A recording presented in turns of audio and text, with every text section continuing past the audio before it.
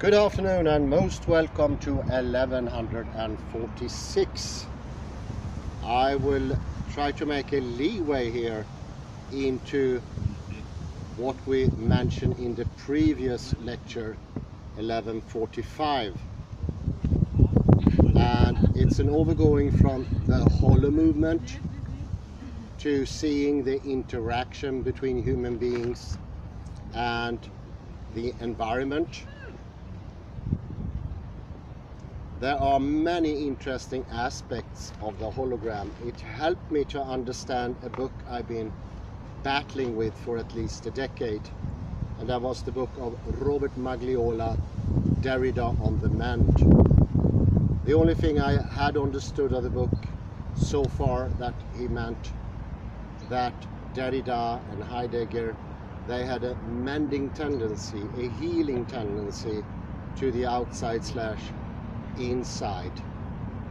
But the help of the understanding came from David Bohm and his hologram theory, and then I read the article of Meyer from the University in Groningen, and I realized that the position of the thinker, the observer, what sort of theory, what attitude, what Stimmung is part of the understanding. It's part of the whole thing. And by bringing that into the equation, so to speak, a broader understanding, a deepening of understanding comes to fore. Because before that, we don't see our own position. We are lacking an important ingredient. And this is exactly the same thing as in classical physics. By rejecting the subject, which was done for 2,500 years, we could not understand the deviations. And finally, with Michelson and Morley, it came to a crash. Actually came to many crashes. Another crash is the ultraviolet explosion, or the ultraviolet catastrophe. But this catastrophe brings something good with it. It brings the possibility to understand ourself in a new way. The self gets redefined, and it gets redefined in a very helpful, I would say, salutogene way. It is helping our body and souls, because our bodies and souls are constantly, permanently suffer in the modern day era. We are without guidance. We are like ships that no longer have their bearings. And a lighthouse has been lit, but where is it? I think it lies within quantum mechanics. It's a guidance towards yourself, but not the self in the old idea of a psychological self. No, a psyche that partakes in the making of the world, who is not passive, who is actively engaged in construing every piece of the world.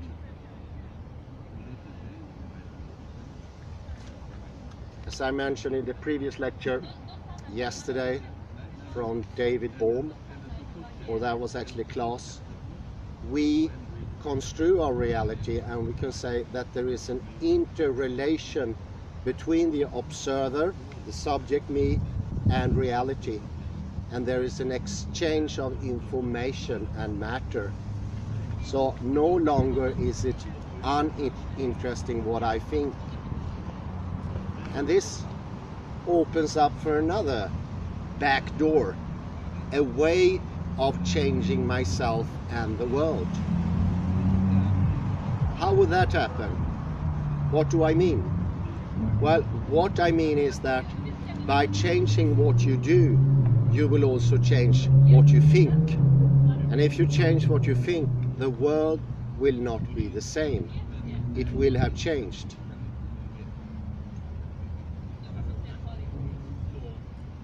This is also something I hadn't realized before, that there is this fantastic way of changing oneself by not trying only to feel, to sense what one is doing. And I mentioned this in the class yesterday, that sometimes I don't feel like saying hello to my neighbor because I have a sore throat, as I had this morning, but I still do it. And in the long run, those changing habits will change who you are.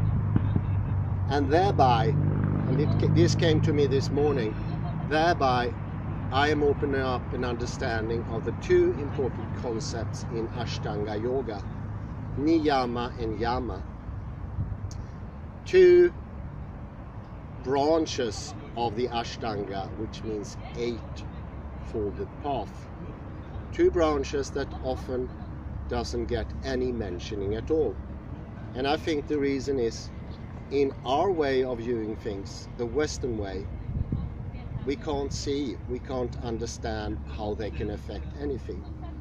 They are good, yes. Niyama Yama is about treating yourself and others in a nice way, following an etiquette that is more or less severe, depending how much you will follow it.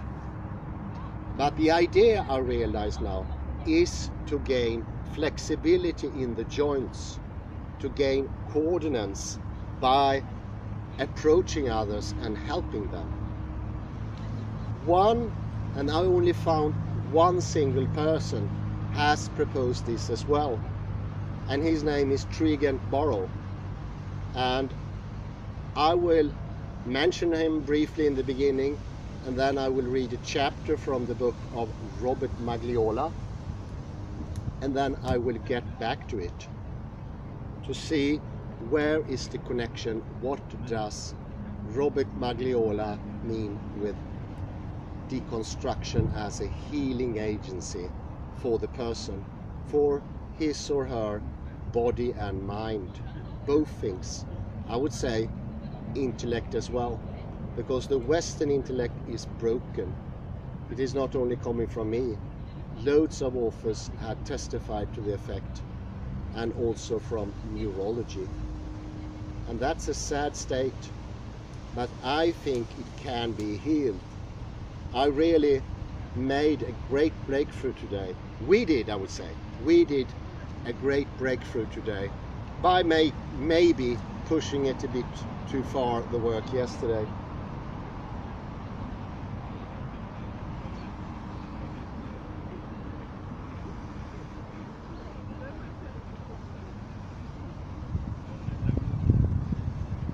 The name Trigant Burrow turned up in this paper by Rosen, and I remember it. It is from the excerpt, not from directly from the book, an excerpt made by Rosen himself. Dimensions of apeiron, a topological phenomenology of space-time and individuation. And at page, well, in the chapter that begins with the text, the I persona and the apeiron, we can read the following.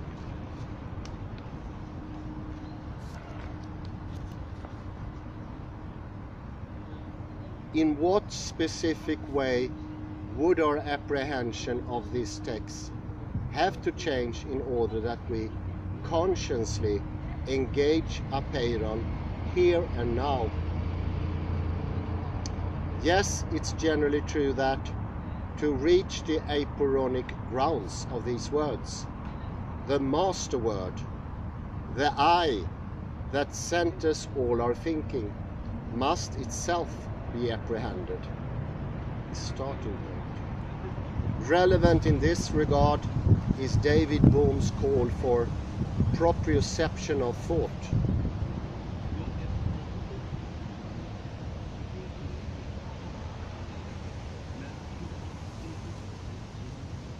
Which he saw as a certain kind of meditative act wherein consciousness becomes aware of its own implicate activity.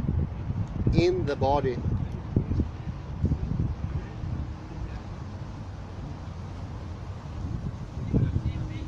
But can anything more be said about just how we are to enter the body?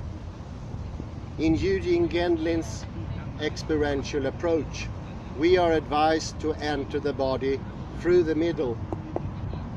Let your attention refer inside, directly, physically, to the comfort or discomfort in the middle of your body. He is pointing to the heart consciousness mentioned by Richard E. Lind. The alternative I suggest, so as to facilitate the proprioception of the thinking body that governs this ontological writing, is that we enter the body through the head. My proposal is based on the work of the American social psychiatrist Trigant Burrow. Burrow had spoken of the need for human beings to gain proprioceptive awareness of the organismic basis of thinking and language. These being the activities Burrow deemed responsible for the fragmentation of human society. Burrow's term for the I, anonymously engaged in ceaseless objectification, is the I persona. Importantly, the functioning of the I persona has a distinct anatomical locus. It is centered in what Burrow called the cerebro-ocular region. That is, in the cerebral cortex of the brain and in the organ of vision associated with it. So that's Burrow.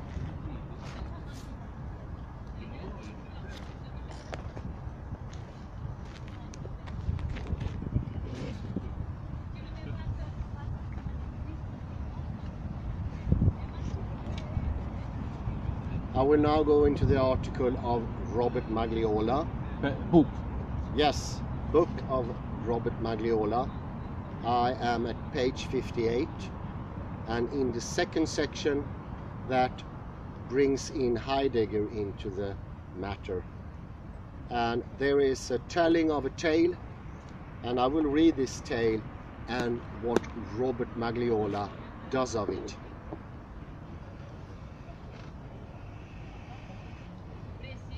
Our case in point will be Flannery O'Connor's story, The River.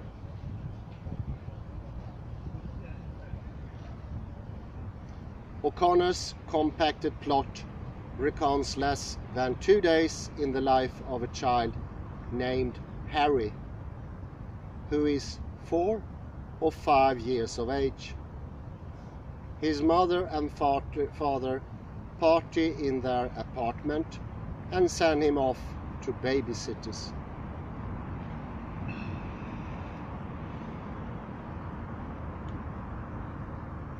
As the story opens, a Christian woman named Mrs. Connin is about to assume a charge of Harry for the day. On the way to her home, she announces she will take Harry and her own family to a healing service where the Reverend Bevel Summers will preside.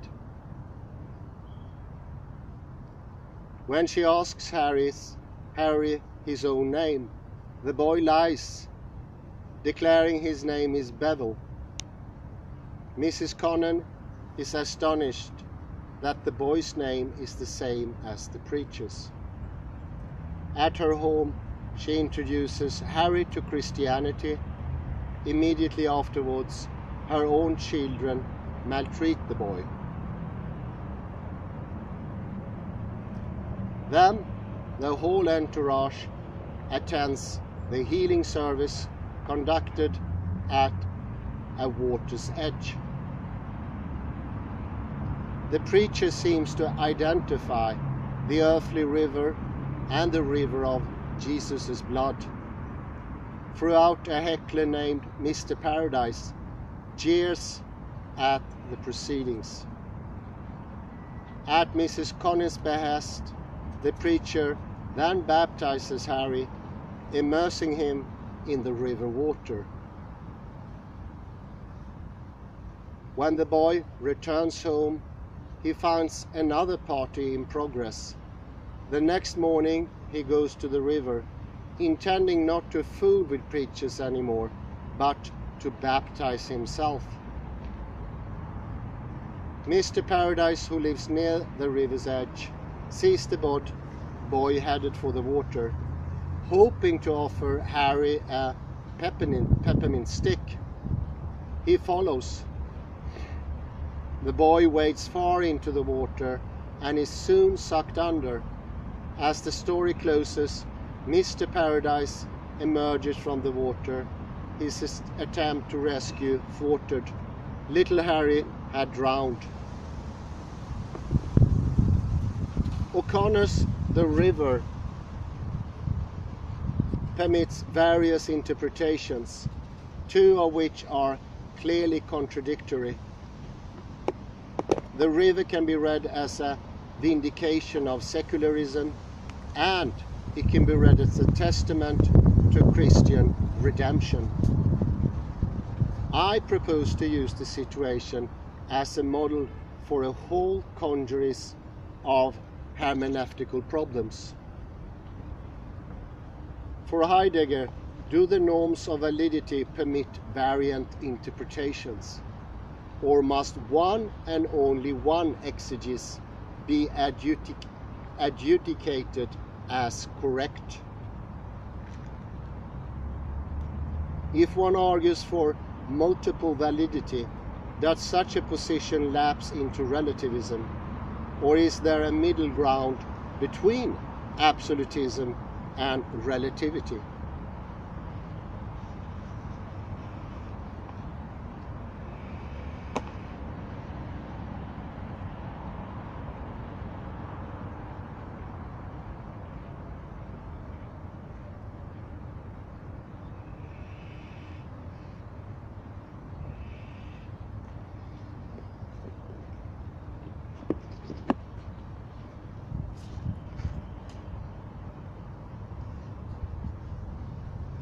For Heidegger, do the norms of validity permit variant interpretations? Or must one and only one exegesis be adjudicated as correct?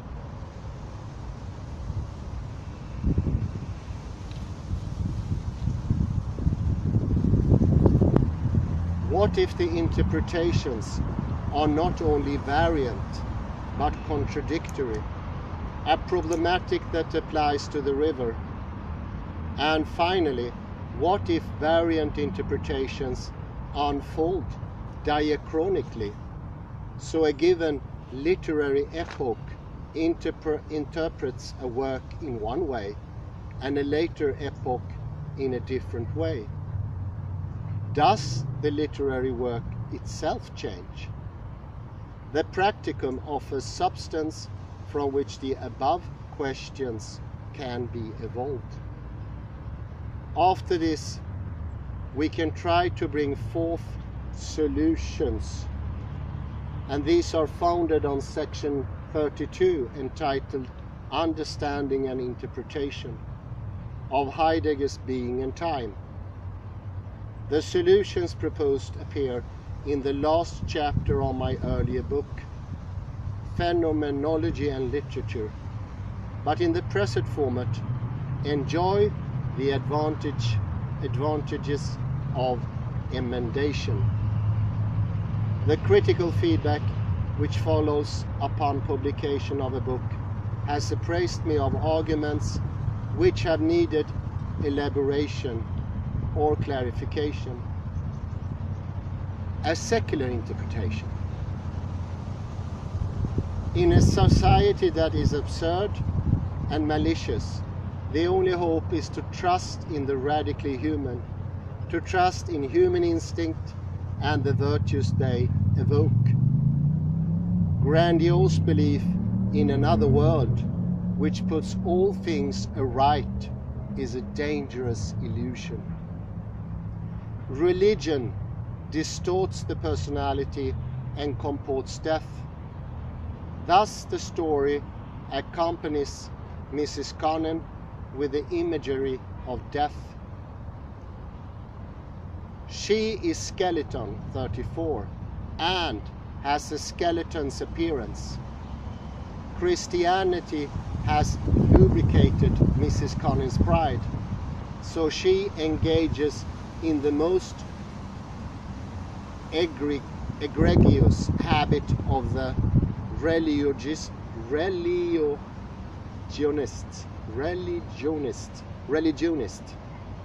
She sits in the righteous judgment over the worth of others. She criticizes her husband's lack of faith and disdains the alcoholic mother of Harry. Well indoctrinated in Christianity, Mrs. Conan's children give Harry a cold welcome. They looked at him silently, not smiling. In order to embarrass the boy, they seduce him into releasing the bottom board of the pigsty, so the pig escapes.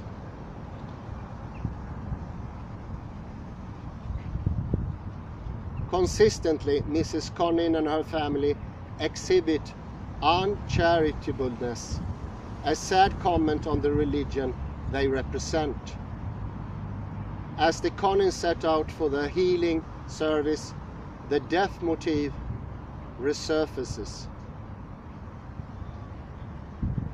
The whole contingent looks like the skeleton of an old boat. At the service, the believers are grotesque, bearing in their bodies the sign of inner deformity. An old woman with flapping arms, whose head wobbled as if it might fall off any second. She is the archetypical Christian. Indeed, the name of the preacher itself is symbolic. Bevel as a noun means slant, and the clergyman is slanted, biased, warped because of religiosity. And Harry, in assimilating the name, assimilates the self-destructive impulse. As for Harry's own baptism, it is repugnant to his instinctive nature. His body resists immersion, and he rises from the water with eyes closed and half closed. The surprising end to the river is a specimen of black humor without compare. The river, which is supposed to be the river of life, draws Harry to a gruesome death. Significantly, the one heroic gesture of the story is executed by Mr. Paradise, the secularist who scoffs at the healing service. His name is, of course, ironical.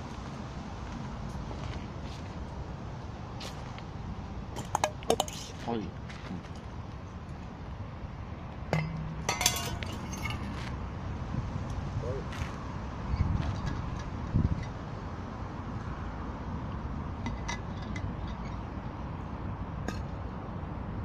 I can just say that the stiffness you just saw is caused by the very hard reading. It's interesting how the body and mind goes hand in hand.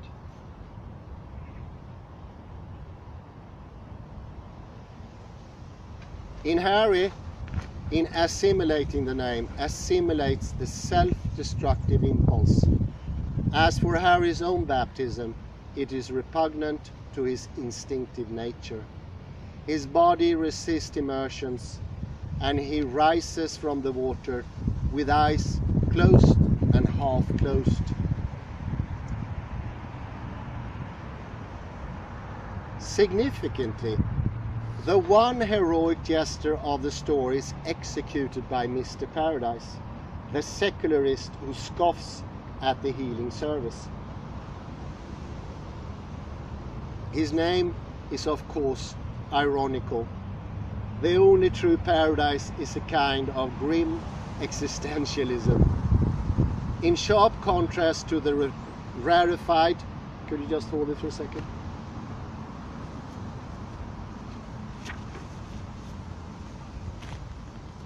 Thank you.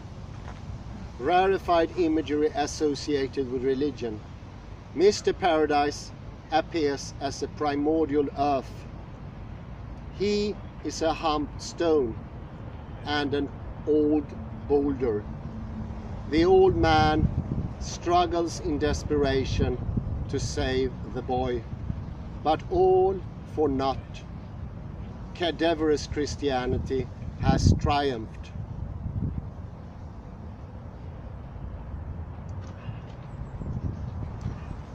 Now, to the other side.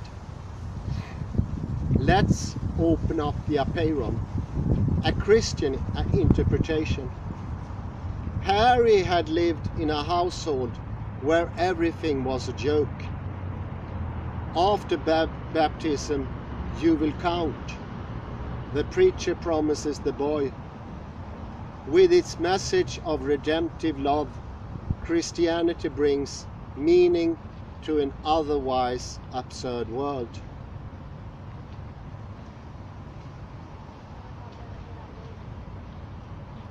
Harry is destined to be an old sheep of the Lord, so Mrs. Connan introduces him to Christ. She reads from The Life of Jesus Christ for readers under 12 and displays the illustrations. One shows Christ, the carpenter driving a crowd of pigs out of man. Mrs. Conning is herself as a disagreeable person, but the process of exorcism lasts a lifetime.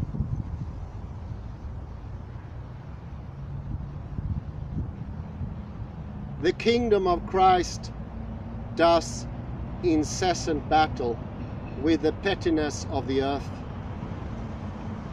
Christ does not achieve absolute victory until the parousia. Even in the elect of the world, good and evil stand side by side.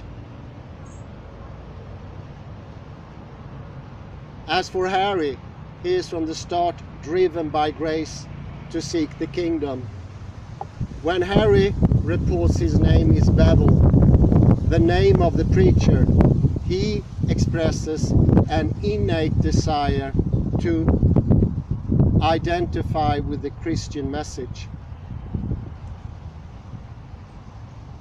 It is significant that the narrative of the story itself affirms this subterfuge, and thereafter designate the boy with his new name. There is a symbolic import in Harry's word. Will he heal me? I am hungry. After Mrs. Connin shows the boy the life of Jesus, he steals the book, but even this should be seen as an attempt to assimilate the kingdom. The image of the sun likewise function as a symbol of Harry's spiritual desire. On the way to the service, the child wants to snatch the sun. Indeed, throughout the story, the sun appears and disappears. When Christ's love is triumphant, the sun shines. When human resistance thwarts the movement of grace, the sun is hidden in mist. Before reaching the river, Harry passes through dark woods and the sun vanishes. The woods are a strange country where the boy has difficulty keeping a foot.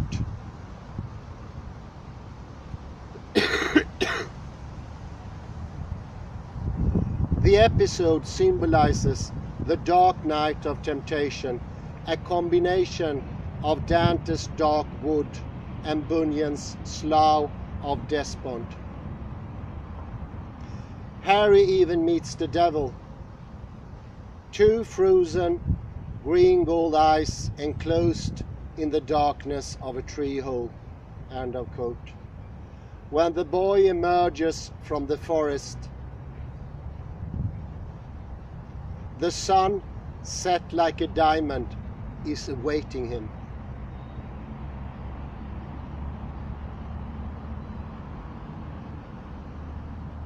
Then the preacher begins his sermon, proclaiming the river of life made out of Jesus' blood. Here the color red, the color of the precious blood, assumes importance as a motif. Red light reflected from the river bathes the preacher's face, and later his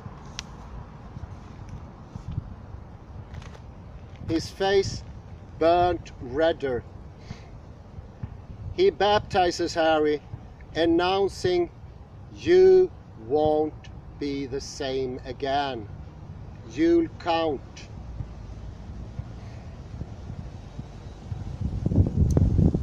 The preacher's name is Bevel, which bears the lexical signification incline or ascent.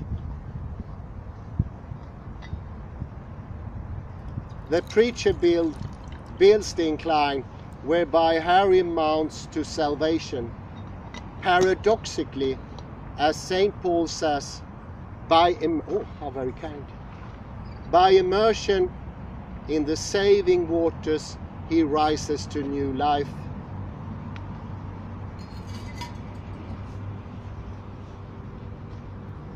The next morning, Harry goes back to the river. The salvific sun, pale yellow and hot and high, follows him. At this point, the symbolism of the story permits only one reading. The waters are not earthly river, but the flow of Christ's grace.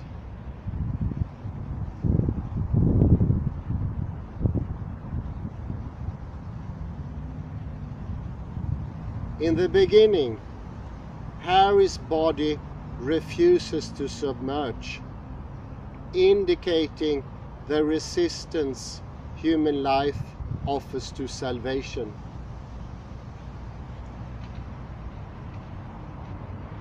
At the end, the river of life prevails, catching the boy like a gentle hand and pulling him swiftly forward and down.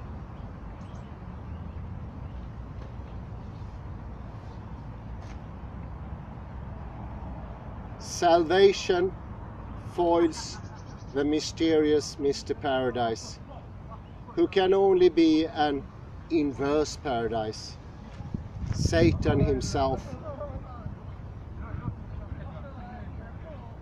Clues to the old man's identity had begun much earlier, when he had derided the preacher at the healing service. Staring for a moment at Mr. Paradise, Harry had instinctively recoiled. Quote, Harry stared at him once and then moved into the folds of Mrs. Connin's coat and hid himself. End of quote. The preacher had glanced at Paradise and then cried to the crowd, "Believe Jesus or the devil." testify to one or the other.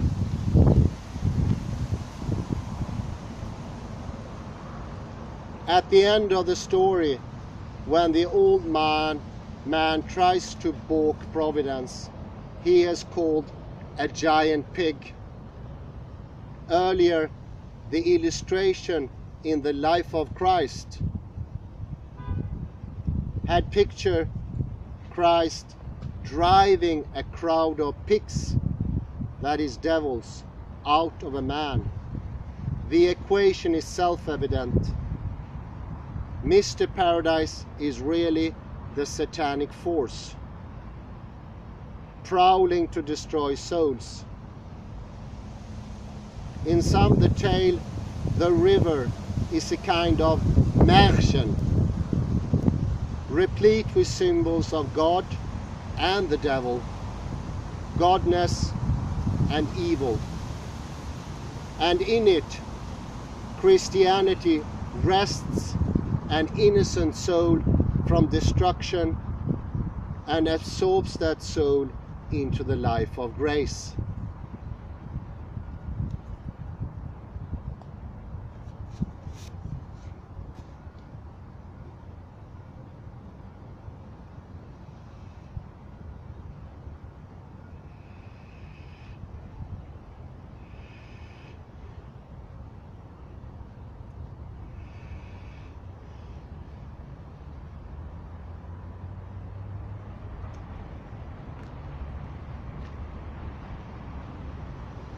Is the river a call for religious extrapolation? That is, the Aufhebung of mundane life into the supernatural? Or is the story a summons to retrenchment, so that the man should confide in human nature alone?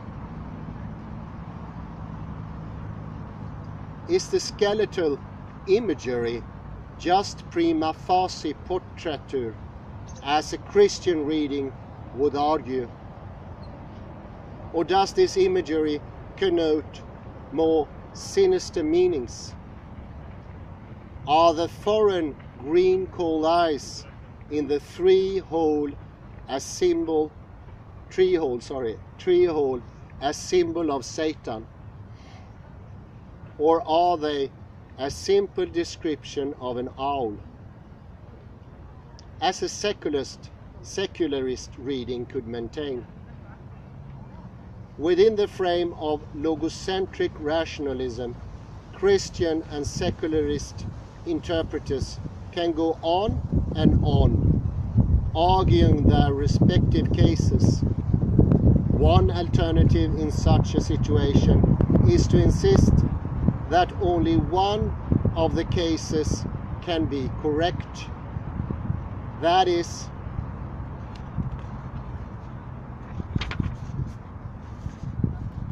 to say true.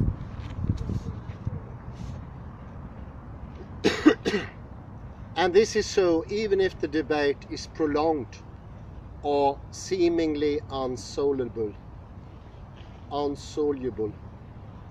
There is a correct meaning, even if it be forever unknown. That's an interesting thought.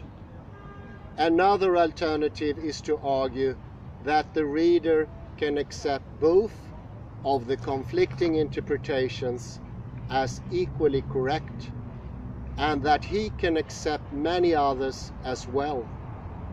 Indeed, this alternative is Heidegger's special claim, and I characterizes what I call logocentric mysticism. We shall now work our way through section 32 of Being and Time, adjusting its more universal application so they apply to literature as such. The start of the hermeneutical process, begins Heidegger, is the projection of Dasein toward the possibilities laid open by a text. That is, the aspects of a given text are open to the sight of the interpreter, and each of these aspects has the potential to participate in meaning, as long as the interpreter goes on to meet the aspect in question appropriately. The aspects then present possibilities for engagement in meaning.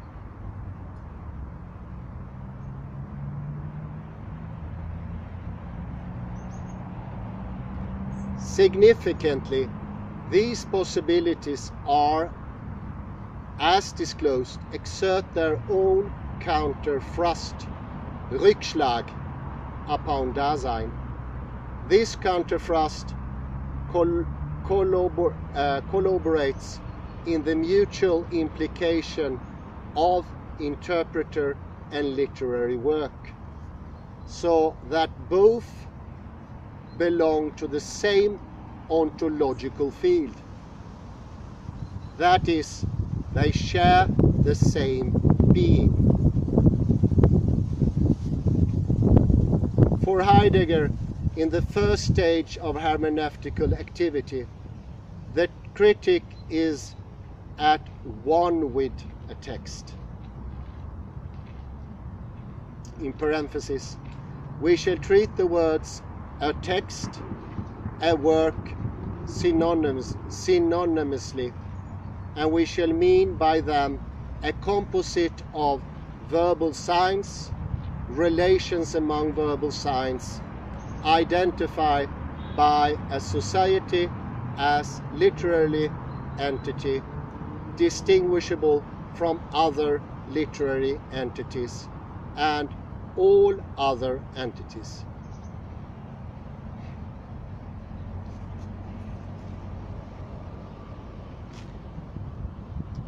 Next, Heidegger says that the development of the understanding, Verstehen,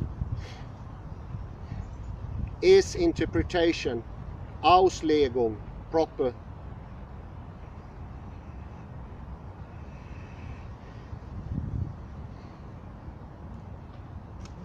Though he will shortly describe the development more clearly, it suffices now to point out that by understanding he means the unitary ensemble wherein critic and text are one.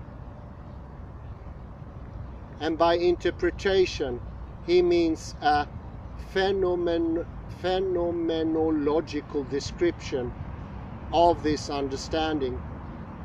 Heidegger attaches an admonition.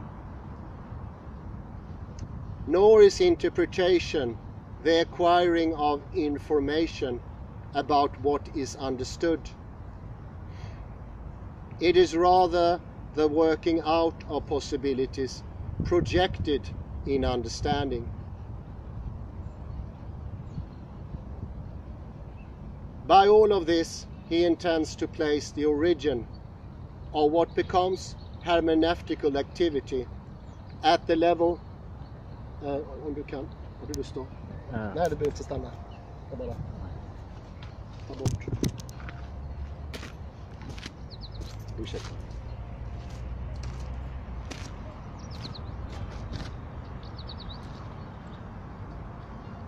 Ja. Excuse me. You might have to angle that a little bit towards me. No, that one, yeah. It looks nice, but It looks nice. I can do Thanks. Cheers. Some tea? Yeah, why not? How very kind.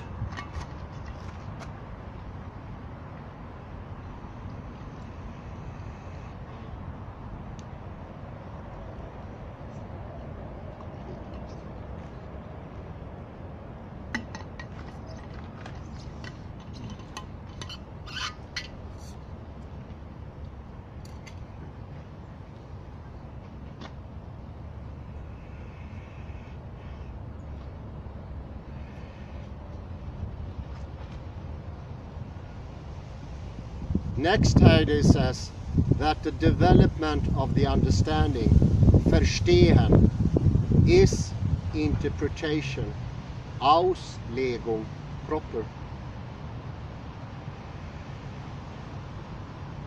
Though he will shortly describe the development more clearly, it suffices now to point out that by understanding he means the unitary ensemble wherein critic and text are one. And by interpretation he means a phenomenological description of this understanding.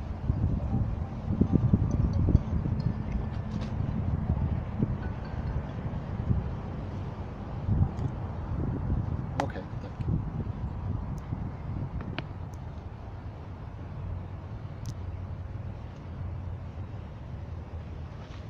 Heidegger attaches an admonition. Listen now.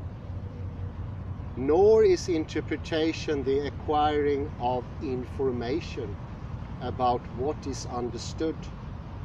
It is rather the working out of possibilities projected in understanding.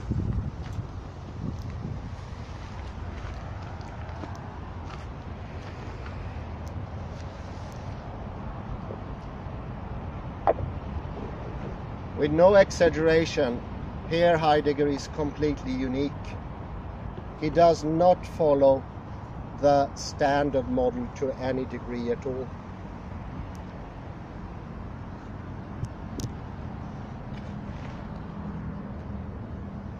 By all of this, he intends to place the origin of what becomes hermeneutical activity at the level of understanding, which is the level of primal being, and not at the level of assertion, Aussage, or even interpretation, Auslegung. To rephrase it, Heidegger maintains that philosophy should become meditative. Thought about being, philosophy should take as its main concern how entities are the same, not how entities are different from each other. Can you repeat it? That seems very important. To rephrase, Heidegger maintains that philosophy should become meditative. And here comes the cite. Thought about being, philosophy should take as its main concern how entities are the same, not how entities are different from each other. Insofar as entities are the same, they share the same being, they are indeed one and the same.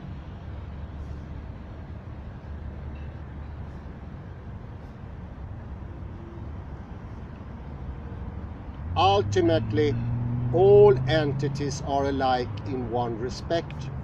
All are grounded in one and the same. And this one and the same bears none of the triviality associated with the terms such as lowest common denominator.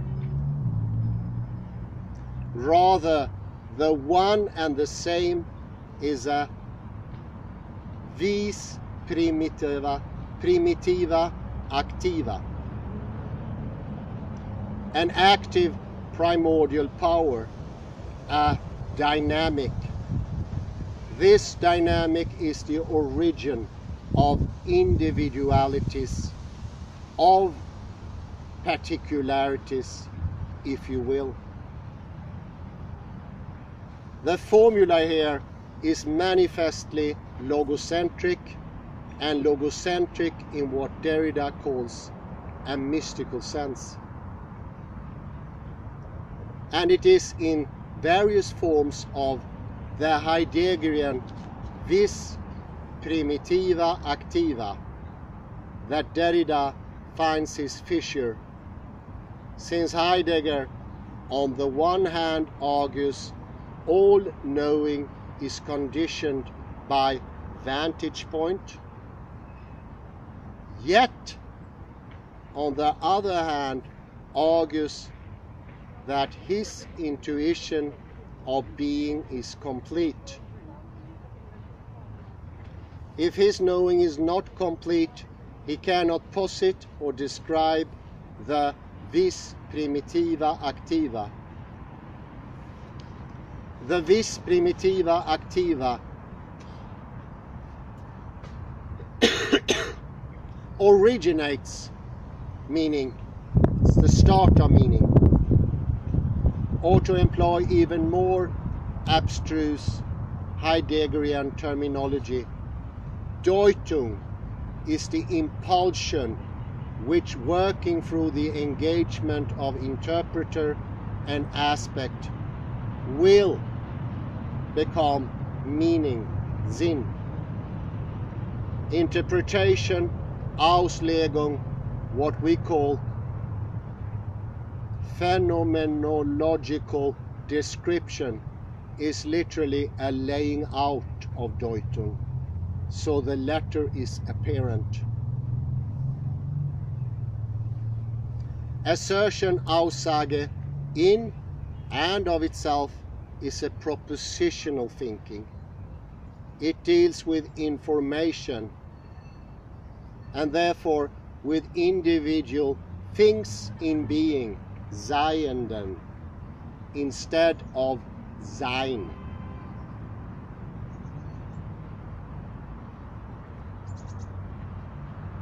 For Heidegger, hermeneutics is ontology, description of being, matrix of all being, and not just ontic study, which is description of individual entities which particularize themselves within the matrix.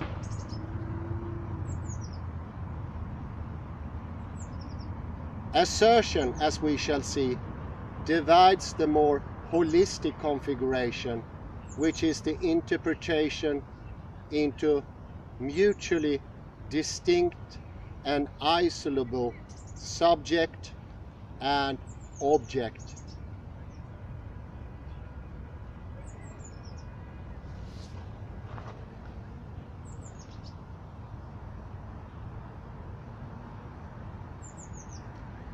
And then utters truth statements which are measured by how well they match subject and object. Heidegger laments the epistemological tradition which insists that philosophizing from beginning through end must operate on the level of assertion. Assertion is often necessary, says Heidegger, but should be at the service of interpretation and understanding. Otherwise, thinking effectively cuts itself off from the source of meaning. And this is indeed logocentric mysticism.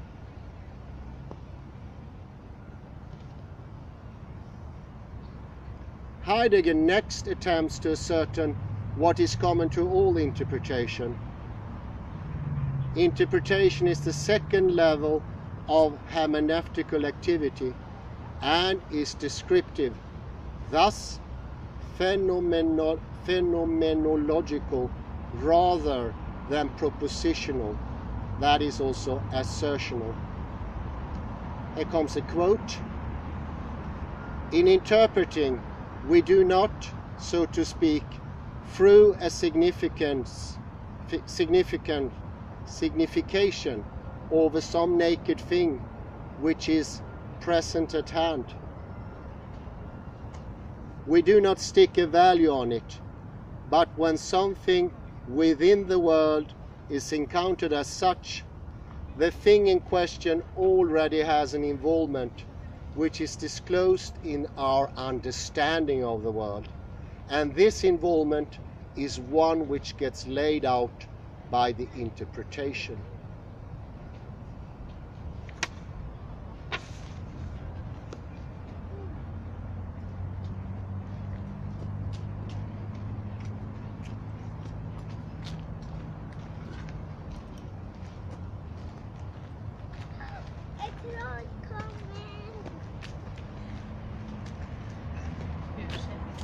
Ingen fara.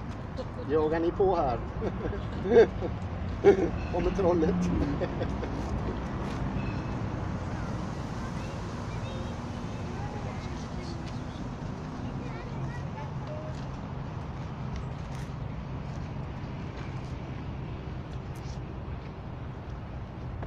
In his section 32, Heidegger's greatest contribution is phenomenology of a phenomenology, i.e. a concrete description of the second level, which is itself a description of understanding. Let me put in here, in the two versions of the story, we have two descriptions, which is on one level, because they assert things. He wants to go before, beyond. He wants to go to the totality.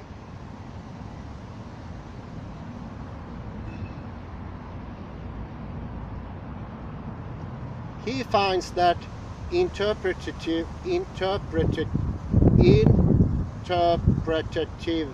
activity manifests three functions. One, the ask question, what we may call the interpretative question.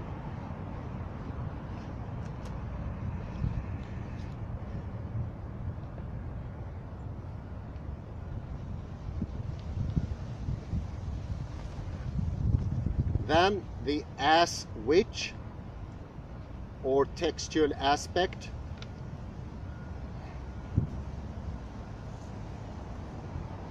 And third, the as structure, or interpretation proper,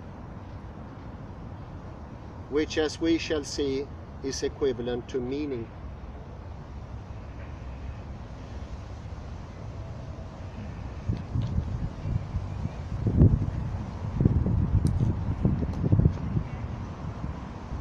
Regarding the interpretative question, Heidegger simply means that an interpreter is never neutral, but always approaches a text with an implicit or explicit question, so that the answer given is shaped by the question asked. Quote, as the appropriation of understanding, the interpretation operates in being towards a totality of involvements which is already understood.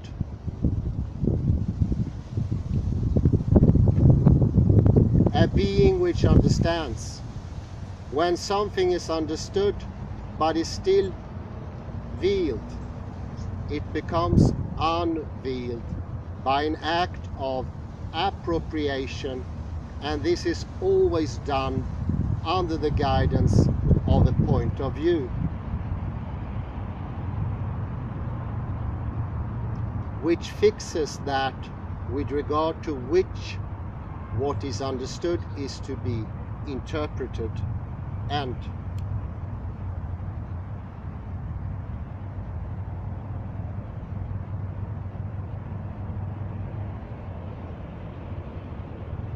the next function of interpretive operation is the textual aspect, which the text proffers in answer to the question.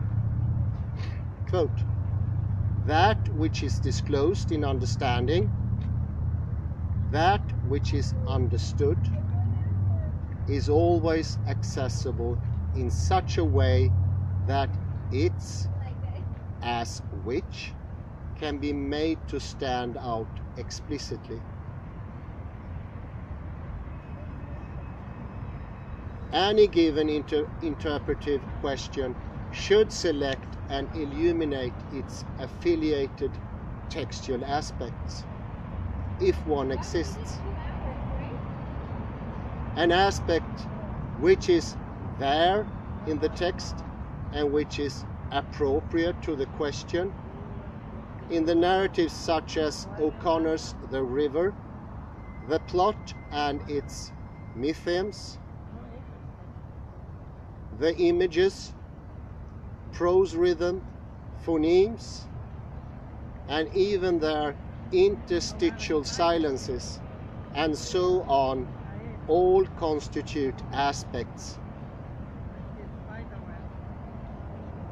The third function of hermeneutical knowing is the as structure, the taking of something as something.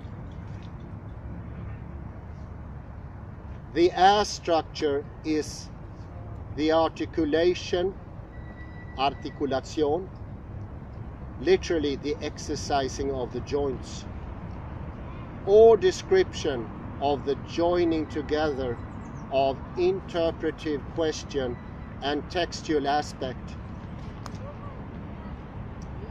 The as structure is the interpretation or articulation proper. Quote,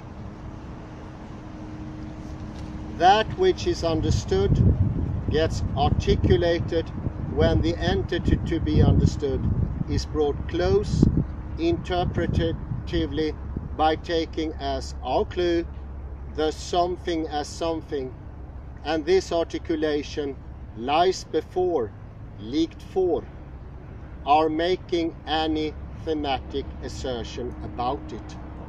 And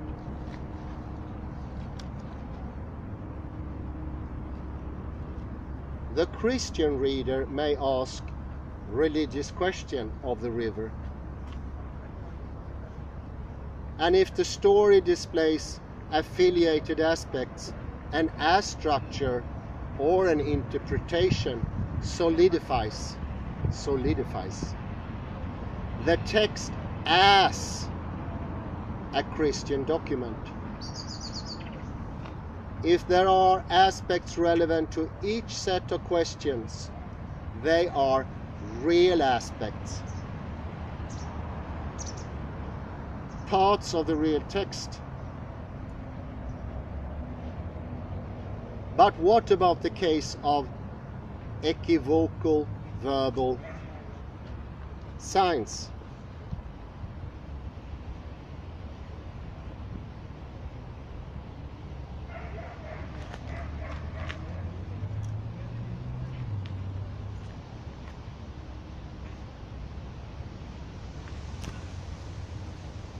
Ja. Du har den bakom väskan också. Varför?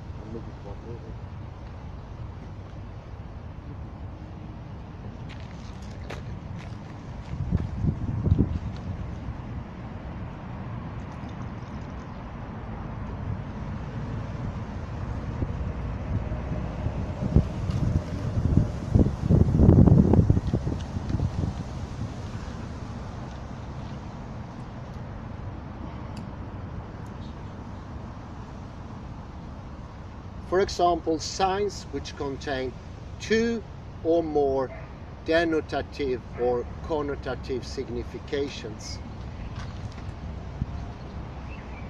A case in point is the noun bevel in the river.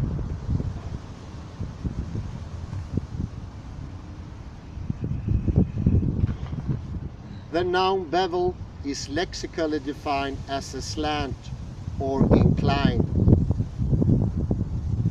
while the denotative signification of these two may be more or less the same.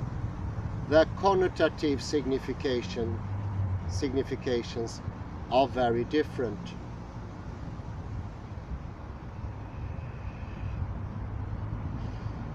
The secularist interpreter can choose the signification slant, that is negative qualities, and the Christian interpreter the signification incline, positive qualities.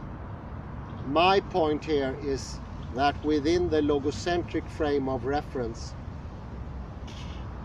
the verbal sign bevel has two real aspects,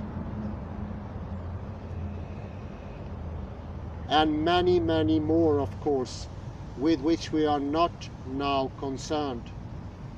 And both of these are part of the text.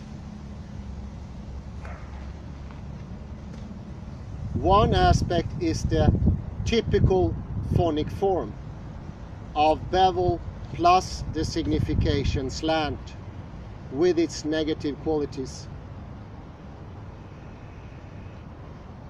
Another aspect is the typical phonic form of bevel plus the signification incline with its positive qualities.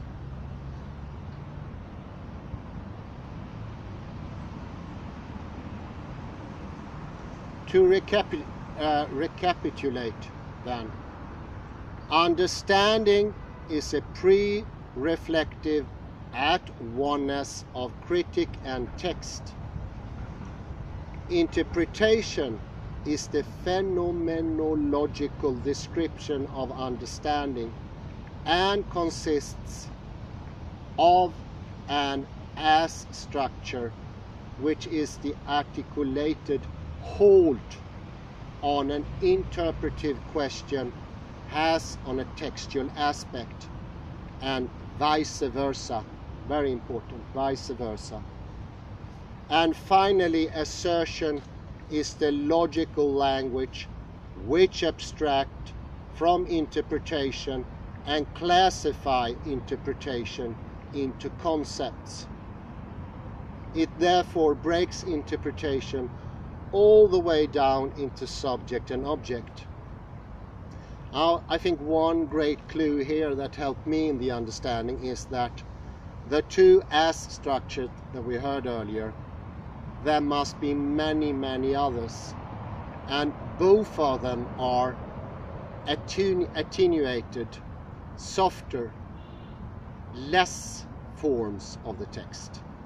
The great before they do not capture, they are in themselves diminutive, lesser, and that lessening is both of the text or the object or whatever, and of the subject, the reader. It loses force, it loses meaning,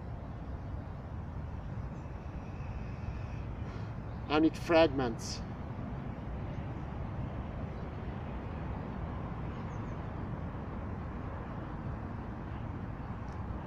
We can proceed now to Heidegger's next observation, that of, now we go into the choice, for-structure, for-struktur. When using the word for, he means, one, that a kind of structure antedates encounter with the text and in part determines how the text will be understood. And two, that the structure meshes with the text before the interpreter even knows this is the case. The for structure is characterized by three kinds of for awareness, namely, one, for having, for habe, two, foresight, Vorsicht, three, for conception, for Griff. For having equates with the first grasp a critic has on a problem at the level of understanding, and it occurs before, this is important, before he consciously knows he has it. It is before consciousness. No other philosopher attacks this or points this out. No other sort approaches this. No one. It is just Heidegger. And I didn't understand it until today. This is the first time I understand it, and thanks to Mr. Rosen also. What do you understand really? Let me continue. It will be a summary later, and we can have questions.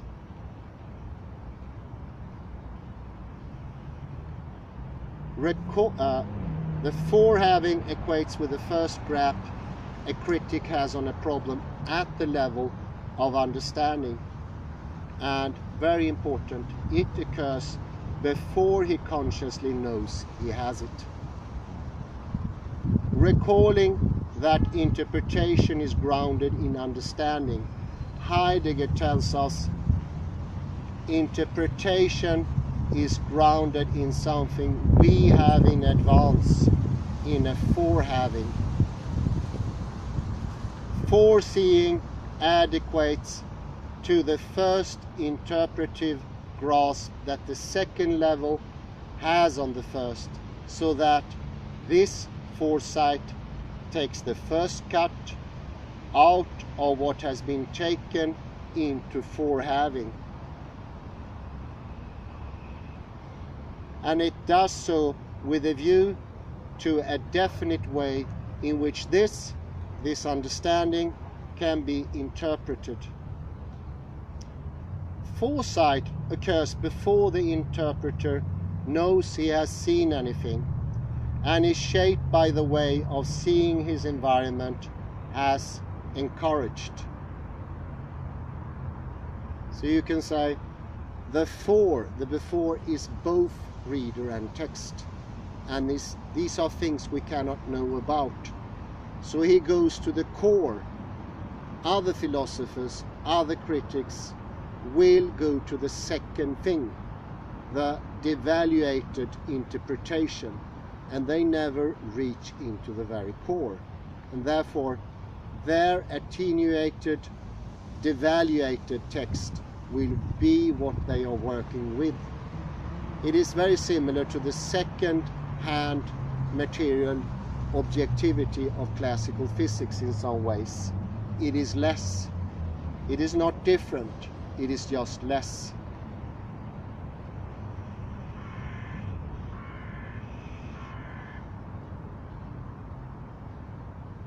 As you will notice, Heidegger's earlier treatment of the interpretive question anticipated much of what he says about foresight. Finally, there occurs in some instances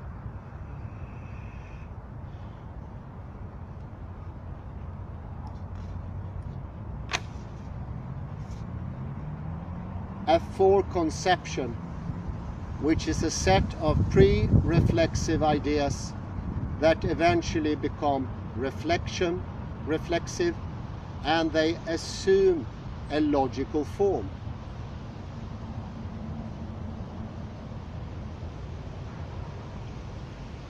Foreconception works upon the material of interpretation and transmute it into concepts. Heidegger says anything understood which is held in our forehaving and towards we set our sights foresightedly becomes conceptualizable through the interpretation. End of quote.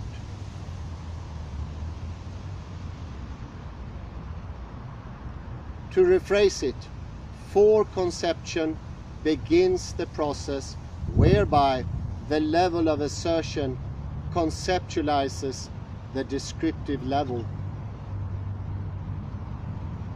Heidegger next takes up the question of meaning, Sinn, and the related concept or percept of hermeneutical circle, keeping in mind that articulation for Heidegger refers to the activity of the second stratum of awareness.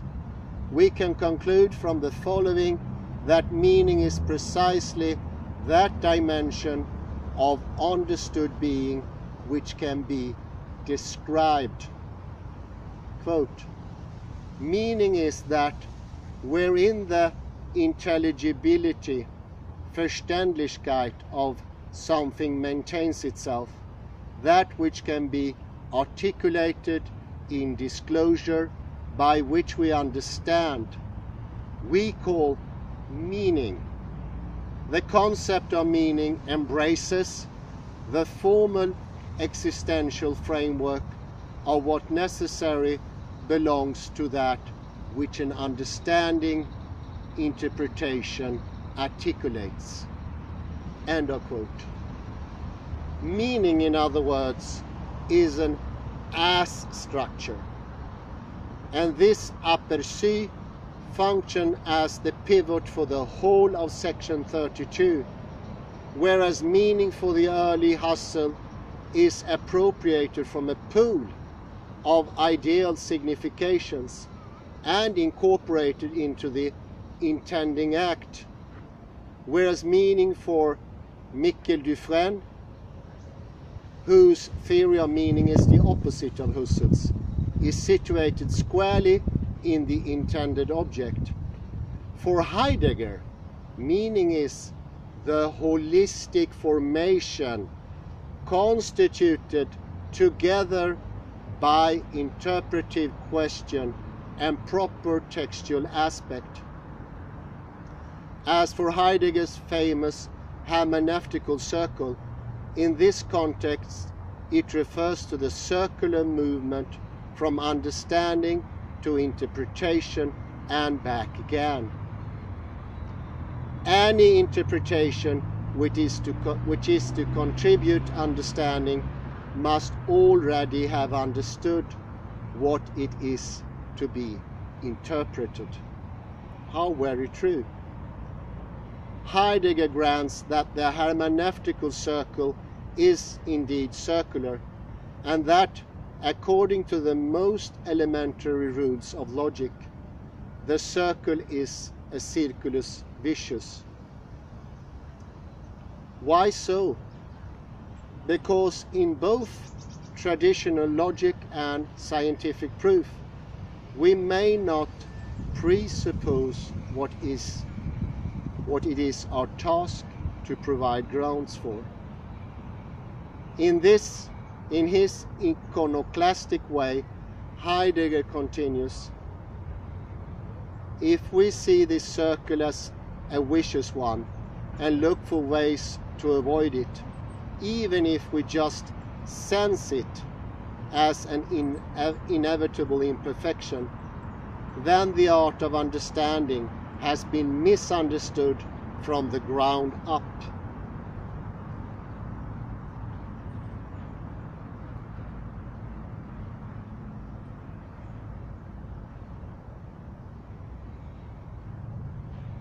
The understanding, or first stratum of awareness, operates on the pre-objective level, and interpretation as such articulates the understanding. This relationship is what Heidegger means when, in the quotation cited earlier above, he says that any interpretation which is to contribute understanding must have already understood what is to be interpreted. So interpretation is in itself a Stimmung, and by not recognizing that, we put ourselves into the vicious circle. So the idea is not to avoid as structure or interpretation. It is to understand that we have a Stimmung and modus from the beginning. Interpretation presupposes understanding, but through the very process of articulating, interpretation provides grounds for understanding.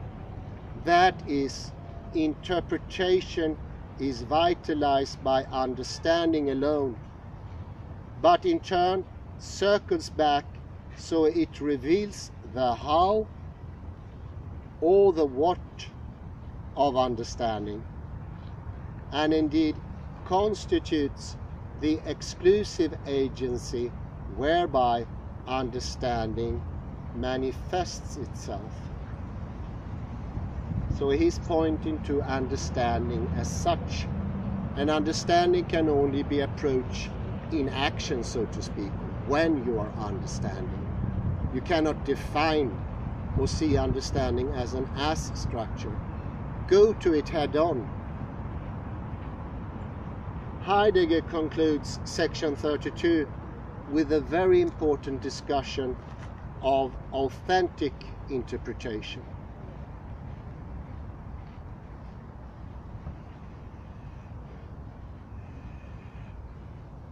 And he of course takes great care to distinguish the latter from mere fancy, Einfall. Heidegger's treatment of authenticity compromises the same range of issues subsumed under the notion of validity. In English, though, he eschews the literal German word for validity, namely Geltung, because the word Geltung conjures up for him the antiquated methodology of positivism.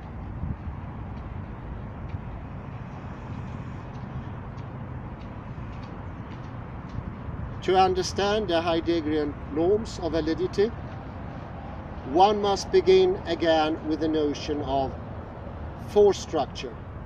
Recall that according to the first sense of this term, force structure is the psychological apparatus the individual brings to the text. For example, he may think in terms of English language syntax. He may be a Freudian. He may be an archetypalist. Heidegger argues that without force structure, interpretation of any kind is impossible. That is, unless a person has the wherewithal to understand a phenomenon, it can make no sense to him whatsoever. I need to take a pause there. I need to drink to go to my summary. So I will try to make a summary of this unique thing that Heidegger does here, and especially on 32 and onwards in Zeit und Zeit. And he is going to the, I think you need to hold this straight like this. Okay. He is going to the Vorstellung, the fore understanding. He's not going to an understanding that can be explained, talked about. It is not the interpretation that was mentioned in the story about the river, none of them. It was what was taking part before the interpretations. And that is something completely different. And that can only be understood indirectly, because all direct trials at understand it will be as structures. It will delegate new meanings to them and will not reach into the point that Heidegger is trying to make. For me, it was very helpful with something else. I don't think this can be understood directly. Trust me, I did try to do that in 10 years. And I don't know how much time I spent on Robert Magliola, and especially this little story that really spoke to me. I can just mention all the different varieties I had on the take, which can be good in itself. One was that none of the interpretations were true. The other one, even more false, that both were true. Or a third one, which is equally as bad, that the third alternative for interpretation was none of these solutions fit the point Heidegger is doing. None of them. They're not even close. What he wants to strike at is that our understanding, before we understand it, in a way we cannot be conscious of. This is very important. We cannot directly be conscious of it.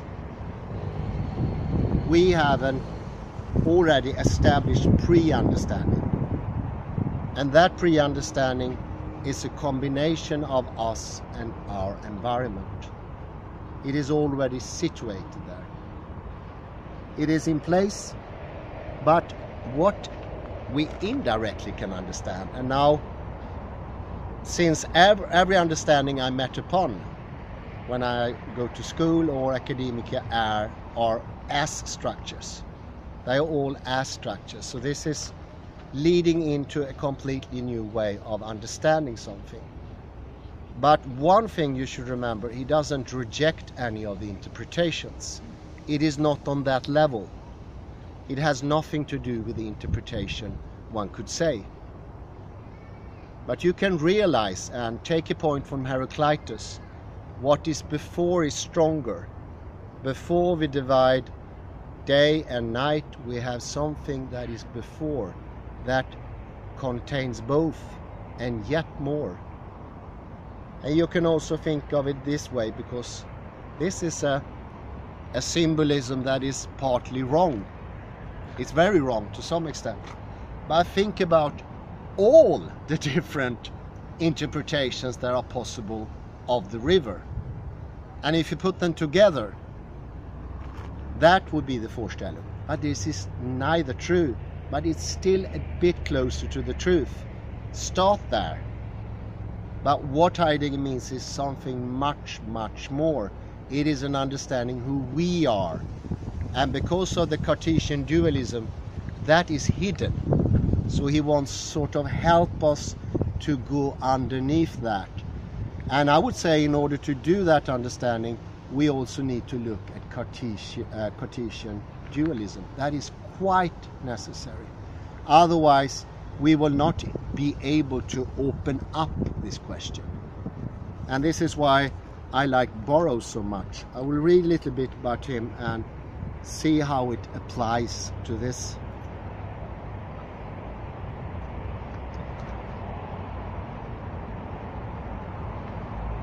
Burrow was doing something he called psi-disciplines, and they turned away from normal religious questions in the 20th century, for with the acceptance of Cartesianism, a positive science such as behaviorism, which relied on observation of other by a separated mind, could become the dominant credo.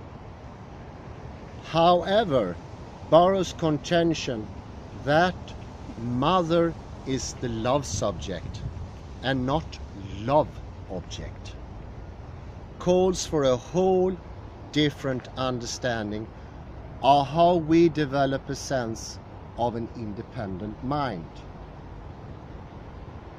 Like the Taoists, which is good because Magliola mentions Taoists as well, whom Burrow approved of, Burrow is saying we still have the sense of being the one mind, but we have objectified ourselves, and in so doing we blind ourselves into not recognizing our unity. So we have become objects, and one could say we as objects, this is the Stimmung we use when we try to understand the river. And this is something that Heidegger discloses, or Magliola in this example, by the help of Heidegger. We cannot recognize our unity, and our unity is the same as the wholeness of the text, the before state of the text. And that takes in us that we need to open up ourselves as well, who we are, the subject, because otherwise the pre-understanding will be Cartesian dualism, to put it bluntly, more bluntly than ever Heidegger would put it.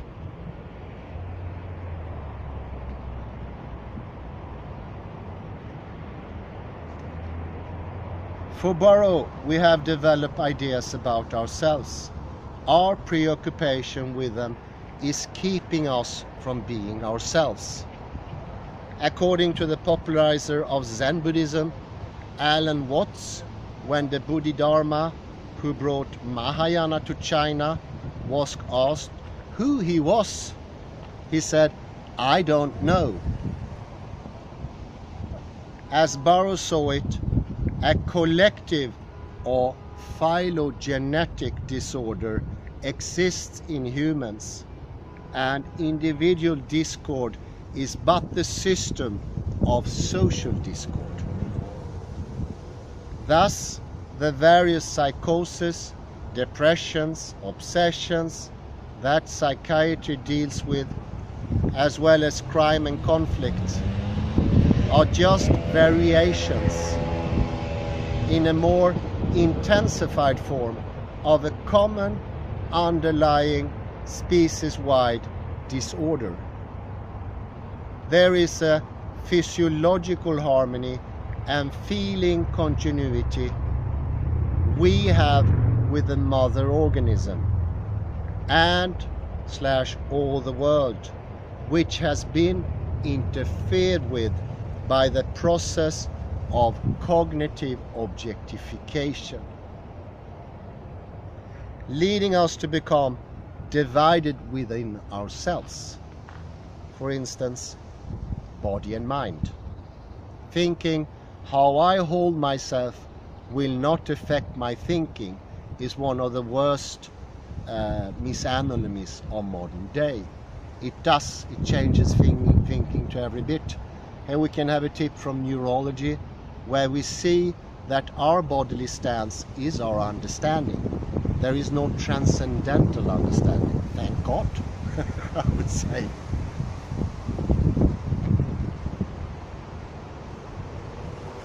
It is difficult not to recognize this primary feeling continuity as another than what is called Vatanunga in Maori, or Ubuntu in Zulu, or Simchong in Korean.